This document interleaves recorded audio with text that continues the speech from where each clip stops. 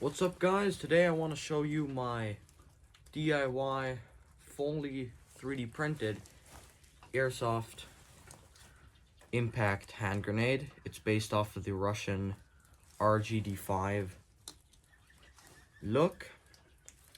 And if you want to know where you can get yours and how to make it, the files and the assembly video will both be linked down in the description.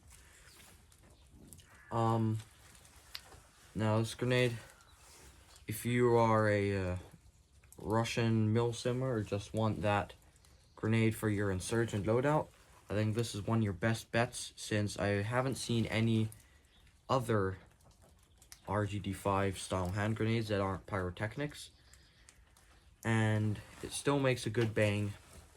It uses these little 8-shot cap gun rings. I picked up 90 rings, which is 90 throws, on Amazon for about 13 bucks, which for 90 throws is a pretty good price.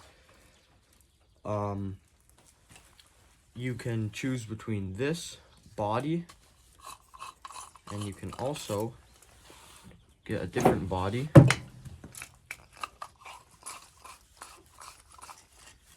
Both look pretty nice.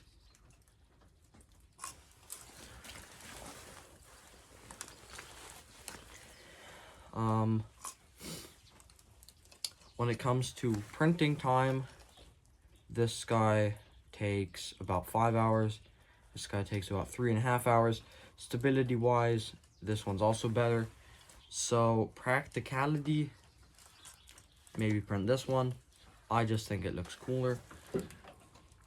All my tests I'll be doing though with this shell. It's the exact same as the other one. I changed a very small thing in the design so it works better. If you make yours, you're gonna get this one in the files. So some of the features my grenade has over some other 3D printed grenades is the adjustable safety. So if you can see that little screw in there, with that screw and this Allen key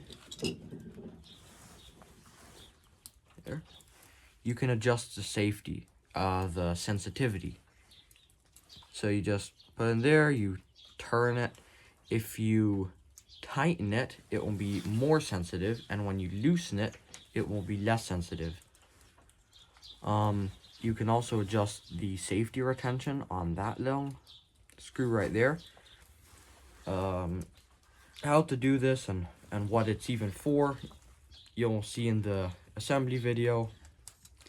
To load the grenade, what you do is you can put your palm on these little brackets or these little pins, and then you push it in through that slot, and then you turn it. In my case, I forgot something. You also need to make sure that this safety is tightened, so that you tighten it, and then you turn it in, lock it in, and then you loosen your safety. Now this unit is armed. This is the fuse, and you can take one of your caps. In here are 5 in this little container, perfect to just put in your pocket while you're on the field. Take a cap, put it in, and then make sure that they're all seated properly. You can even push it against a hard surface. Don't bang it though, it don't go off. Then you take your body of choice and just screw it in. All bodies are cross compatible, they all work just as well reliability wise, and there you have it. This is loaded, and to arm it, what you're going to do is you're going to take the cap, twist it in the tighten position, and then you can throw it, and it should go off on impact. If it doesn't, you have to adjust your sensitivity, and for that, check out the assembly video. Then I'd say let's go into the woods and do some tests. So for the first test, what I'm gonna do is I'm just I'm gonna take the grenade.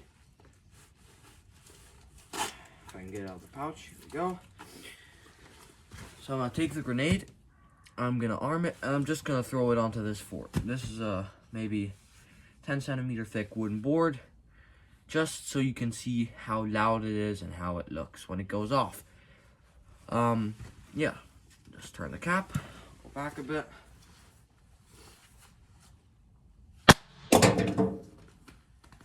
And that was it. So, I hope you could get the sound on video, but it was pretty loud. Now, it is not an ideal day for testing because there's a lot of wind, snow, rain, everything's soft. I'm gonna go in the woods, let's see how it works in these conditions. I might have to adjust my sensitivity though a bit to make it work. So, the grenade's all loaded up again. If you can see through there, it's loaded. If it's blocked by the piston, it's not. What I'm gonna do now is just try to give it an underhand somewhere up front there. And I'm gonna aim for that little group of trees is probably a bad way to explain. You'll see. So, arm it. And as you can see, it didn't go off. I'm gonna run up and try to find the grenade.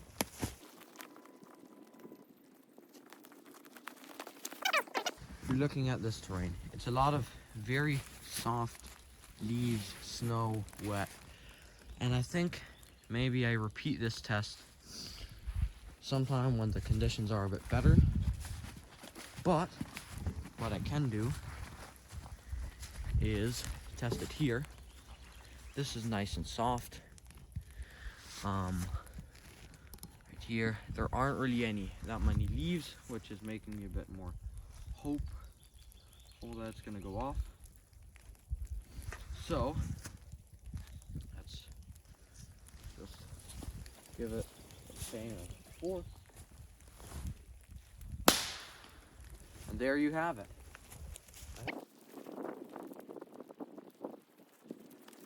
So, I hope you could hear it real good. As you can see, you can't see through the slot anymore. And you can kind of see the caps. This is how you know that it has went off. Other way of knowing is by listening and hearing. If you're not sure if they all went off, don't put in a new set of caps. Just use it with the old one and just throw it again. And there, all you could hear is the spring hitting the bottom.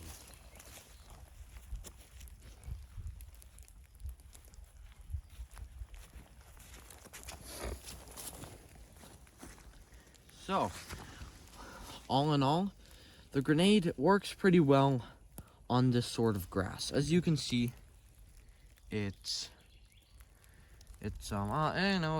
grass. It's leaves, a couple. There aren't really that many leaves. It works pretty well. It would also work here. This is where sticks. Where it doesn't work that well is where there's a lot of shrubs, like up there. In my defense, I don't think any impact grenades will work in that sort of environment. And with adjustable safety, or the adjustable sensitivity, I do think my design is the best.